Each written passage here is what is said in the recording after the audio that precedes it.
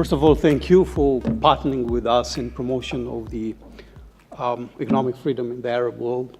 Your contribution is highly valued, not only by us, but also by Fraser Institute, Michael and Fred and Emmanuel. They all chip in to say thank you to you. Honorable Bashir, thank you for bringing all these brilliant minds together here. I truly enjoyed myself, especially the journey yesterday from Georgia to Greece and all the way to Vino Tinto, the Little Venice, which is the country of tomorrow, and back here to the European Union. I come from Oman. Oman is known as a seafaring nation, and it's based on trading internationally. We have been a trading nation since the time of Sindbad, and we were the first people to go all the way to China looking for new grounds to trade with. And also, we believed, even a long time ago, in free trade. We signed our first free trade agreement with France in 1827, followed by Britain and the United States in 1833. When the Sultanate of Oman was an empire with its capital in Zanzibar, that picture you're seeing right there was my bedroom.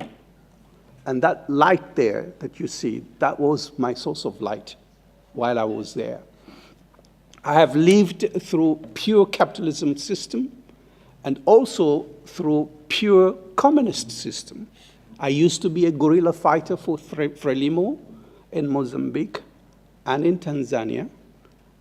So I have gone through this and came back, and I understand all the good things and the evils of all those systems put together. I revisited the place that I used to live with Michael 12 years ago, and things didn't change. The lighting was still the same. What you're seeing there, these are the students who would otherwise go to the library to study for the exams, but because the library will be closed at night, there were no lights, they will go into the streets and use the street lights to study. But the amazing thing about this now, 50 years later after I revisited, is that each of those students has a GSM. And you will know that electricity or production of electricity came earlier than GSM. The GSM technology just came recently. How come these guys can afford GSM, which is a new thing, and they cannot afford electricity in their homes? That's something that I was wondering. In these countries, electricity is considered as a necessity, and only governments will produce it, distribute it, and sell to the people.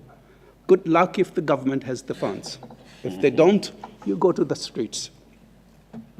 When you go to the streets there, and these guys can access to telephone, it is because they considered it as luxury, and therefore it was not regulated. There were 8 operators in that particular country. First, they competed on pricing. By competing on pricing, you are lowering the prices and you're increasing the market because more people can afford to buy that service. And then they started competing in services. Today, the telephone in that particular country is not just used for communication. It's one of the most important banking instruments by transferring money to each other. And I can mention a number of other issues, such as electricity, water, hospital or health, and education. Governments have no business doing business. They can create an environment that is conducive to doing business and leave the private sector to put their money where it belongs. This is the map of the world. And you can see the countries that are still in the dark and the ones that are shining. And if you were to look into the next one, this is between North Korea and South Korea. Why I put this slide is because when we were talking about economic freedom, people will come to us and say, well, this is against our culture. We don't believe in that. It is against our religion. And if you are, if Fred McMahon here is happy with you, he will even give you Adam Smith tie to make sure that you do have these foreign ideas with them. But what these guys don't tell you is that 400 years before Adam Smith, there was Ibn Khaldun from Tunis, who started talking about market reform, supply and demand, and even the Spaniards have raised statues in Andalusia. If you go over there, you will see he's still there. He was there 400 years before Adam Smith, but still we consider them as foreign things. Capitalism is supposed to be a bad thing, and if you are a trader or a business person, then you must be corrupt. Then you tell them that the Prophet Muhammad was a businessman, he must be corrupted. And they said, oh, no, you can't do that. So these are two countries of the same people who got their independence at the same time. One is in the dark, North Korea, and the other one is a shining star. You tell me why. Next. Another one is Pakistan and India. You know, you can hardly see Pakistan there, but India is a shining star. But even India didn't start reforming until in the mid-'80s. I remember visiting India in mid-'80s, and I visited a factory called Hindustan Motors. They produce cars called Ambassadors. And if you ordered a car today, those days, you had to wait 5 years until your car is delivered.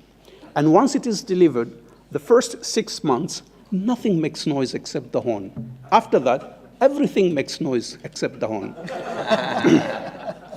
That has changed today. You can have your own car based on your demand, and any model you want. You want it pink, purple, whatever it is, it's delivered to you. In fact, other services are delivered to you at your door instead of like a telephone line that you could have waited for 7 years. If we go to Haiti and Dominican Republic, I don't have to tell you more. I think our friend from Venezuela told us a lot. One, you cannot see it, Haiti, and Dominican is still a very bright area. However, just creating a conducive environment for doing business is not sufficient. You have to create demand driver. Canada proud itself of having good economic freedom, but look at the North. There's nobody there. You just don't have the demand. You don't have people living there. And you need to create the demand. If you want people to go and live in the North, try gambling. Probably the Chinese will come there, and you'll start having a business there. My subject today is about the Arab world, which starts from Mauritania, from the Atlantic, all the way to East Africa, in Comoros. This is a country, a land of about 350 million people. The per capita is less than $5 a day. Surprise, surprise, you think Arabs are rich, they're not. Most of them are in Africa, as you can see from the map. And the unemployment for youth is 27%, at an average 15%. And if we wanted to maintain the status quo, we have to create 50 million jobs in the next 10 years. So why is it so difficult to convince people that this is the way to go? We have so many challenges. I remember when I went to Comoros, I was somewhere just walking at the beach, very nice tropical beach, and I saw a fisherman sitting there with a stick and 2 fish. And I asked him, what are you doing? Why you have 2 fish?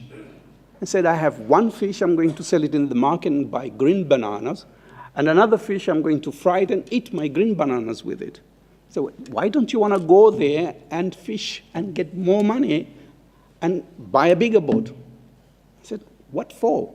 Well, if you buy a bigger boat, you'll get more money, and then you can afford to go on a vacation, a tropical island, and just lay down on the beach. And he looked at me personally and said, what do you think I'm doing right now? So there are more other complicated issues, again, that people who are in their own comfort zones don't want to change.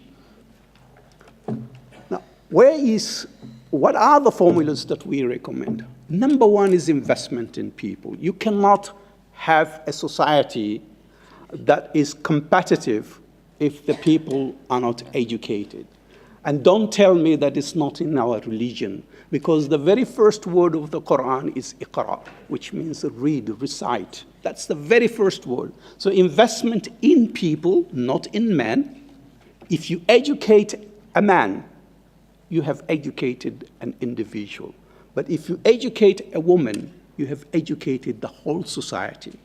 I wouldn't be here if it wasn't because of my mother. She was the one behind all my education and made sure that I got what I got today. Equal opportunity. Imagine you have a factory of 100 people, and then you said, oh, wait a minute. 50% of this cannot work here. I will not give them the right to work because of the agenda. And another 10% because of their religious faith. And another 10% because of their color of skin. Before you know, you are operating at less than 40% of your installed capacity. How can you be competitive? We believe, in Oman at least, that any person who resides in our country has the potential to contribute to the development of our economy. Especially, again, I come back to women. I am proud to say that in my organization, over 50% of our leadership positions are run by women. And I'm not ashamed of that. And I know in my house, in our home, our hierarchy was very clear. We lived in the farm, so we had all kinds of things. The cockroaches were afraid of the mice, and the mice were afraid of the cat, and the cat were afraid of the dog, and the dog were afraid of my father, and my father was afraid of my mother. But my mother was afraid of the cockroaches again. If we want to do things better, we have also to invest in research, science, and technology. How to do things better. Otherwise, we will be stuck where we are. We don't want to end up just like sweatshops. If you look into the curve of developing a product, the research and development is the one that earns most of the money. Making it is just a sweatshop. Branding it, distribution it, and marketing is another part that will earn you a lot of money. So look at that smile and take one end and the other. Forget about the middle. We talked yesterday about the rule of law in terms of the, can you change that, Leslie? Okay, economic freedom, the rule of law, fiscal and financial policy, ease of doing business, trading with other nations, size of the government, etc. We are measuring this, as Michael has said, for the last 15 years, and I would like to share with you some of these results for different countries. If we were to take the rule of law, the number one in the Arab world was the United Arab Emirates, followed by Saudi Arabia and Oman, and the worst in that category was Somalia, Iraq, and Sudan. If we look into the fiscal and financial policy, again, the number one was Somalia, followed by Jordan and Bahrain, and the worst was Syria, Sudan, and Tunisia.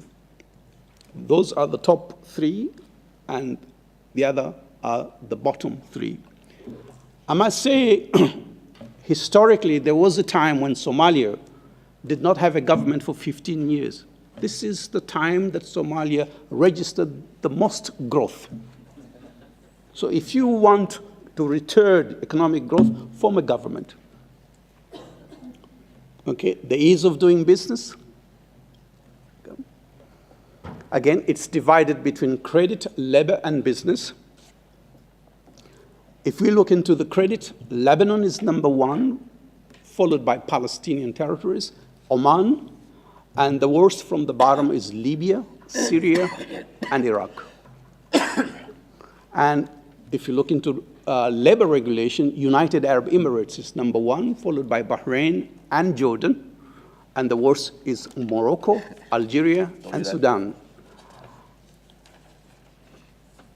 And if you look into the regulations of business, Tunisia is number one, followed by Bahrain and Oman, and the worst will be Palestinian territories, Libya, and Iraq. If you put all of them together, Bahrain will be number 1, followed by Lebanon, Oman, and then at the bottom is Libya, Iraq, and Syria. And then the freedom to exchange with foreigners, trading with foreigners. Somalia is number 1 in that area, Bahrain and Sudan. And then you have at the bottom Algeria and Syria. Size of the government. Again, this was covered a lot yesterday with Michael and Fred McMahon. Number 1 is Sudan, Lebanon, and Jordan. And the worst is Mauritania, Libya, and Iraq. And if we were to take the whole summary of the economic freedom of the Arab world, United Arab Emirates is number 1, followed by Jordan and Bahrain. And the worst is Syria, Algeria, and Libya. I know many people will say, well, you guys in the Gulf, you have oil. That's why you're rich. Libya has oil, has more oil than we did. So did Algeria. Where are they? They're at the bottom. Why? Is it because of the wealth of the nation is underground? No, it's not. It's up here. It's not underground. Dr. Noor here, he wants to kick me out, so I will stop it here. And thank you very much for your attention.